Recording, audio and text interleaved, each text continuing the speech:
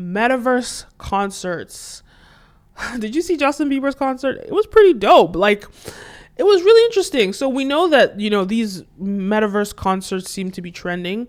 Look, after Mark Zuckerberg announced that Facebook is going to be called Meta now, I'm just feeling this like aura online, this hype around the Metaverse. If I make a video about the Metaverse, it just automatically gets more views. I don't know. People are really curious about the Metaverse. People are probably Googling. I'm sure if I check on Google search, I'm going to see that Metaverse is a buzzword right now. Doesn't mean that it's going to last. Doesn't mean that the world is ready for the Metaverse, but people want to understand what it is. So I'm going to give you some insights. Well, yes, obviously we know Ready Player One. If you haven't seen the movie, go check it out. The Matrix, this is all the Metaverse. And the Metaverse is essentially a digital world that you are in. You wear these goggles and all of a sudden you're in a new world, and you could be anywhere. You could be any and everywhere, right? So one thing that I think is so interesting, and this is a little bit of a sidetrack, the fact that we could create a Metaverse and I could literally be on the moon, or I could literally be doing crazy stuff. But Oculus has a workroom in the Metaverse and it's on a computer. That does not make any sense to me. Why would I wear goggles to use a fake computer when I can use a real computer in real life and not mess up my eyes? Even worse. Doesn't make sense. So I'm supposed to be typing. I'm meant to be typing on this fake meta. Stop it, Mark. Stop it. I don't know what that is. But I just feel like if I'm going to go into the Metaverse, I need an experience that is so different, that is so unique, that is so mind-blowing. And I think we just need more creators, like people that create these Metaverse spaces. And Mark did explain or briefly mention that that's going to be a thing. That is a thing. People are creating spaces and they can become famous for that. But let's talk about how to prepare for the Metaverse. And let's talk about music concerts in the Metaverse that they're trying to do right now. So I watched the Justin Bieber one, and here are my thoughts on it. I mean, look, I love Justin Bieber. I love the idea of, I love hearing his voice live. It sounded incredible. So for me, that was really interesting. One thing that I didn't like was I keep talking about this, but the thing about my issue with the Metaverse is that it just looks like the animation quality is so bad. It looks like something in I don't know, maybe in the 90s. So Justin Bieber was singing and his lips weren't even moving. And at one point his mic was here and he was singing here. I was like, what is going on? But but it was interesting because he was dancing like Justin Bieber dances. But it was really weird because it's the quality. I mean, his version was okay. Some of the video games that I see on Oculus are just probably 80s Pac-Man status. No, but it doesn't. But I'm sure there's a reason for that. I'm sure the technology is not there for to provide 3D renderings of, especially in the gaming world. But I just think about when we use the game, when people play video games in this 2D space, it's so high quality, it looks incredible. But I'm pretty sure it's probably very difficult to render that out in a Metaverse type of setting and have it load, because it probably would need to take forever to load as you're playing the video game. So I bet you it's probably really difficult technology. But regardless, it's kind of lame looking at low quality images in the Metaverse. But either way, let me talk about some of the things I loved about the Justin Bieber performance.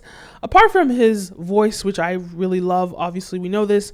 One thing I thought was interesting about this Metaverse space is that it allowed us to create unique experiences with Justin, or to see him in different ways. It was so innovative, it was so different.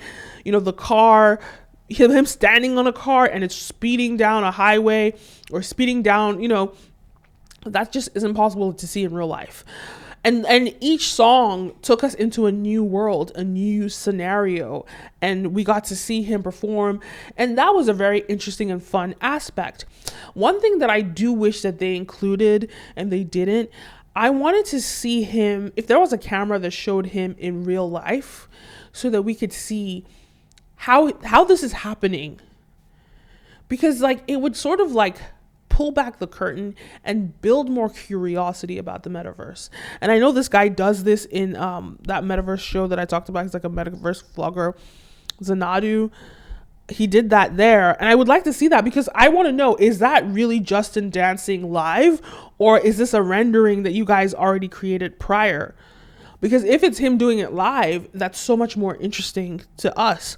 And I think that because we're in a place where we're transitioning from the real world to the metaverse, if you really want to capture audiences in a way that it would really resonate with us, it would have been more beneficial to see him in real life and go back and forth between him in the metaverse and him in real life. Because at the end of the day, he's Justin Bieber. People love him and people want to see him, not necessarily a cartoon rendering of him.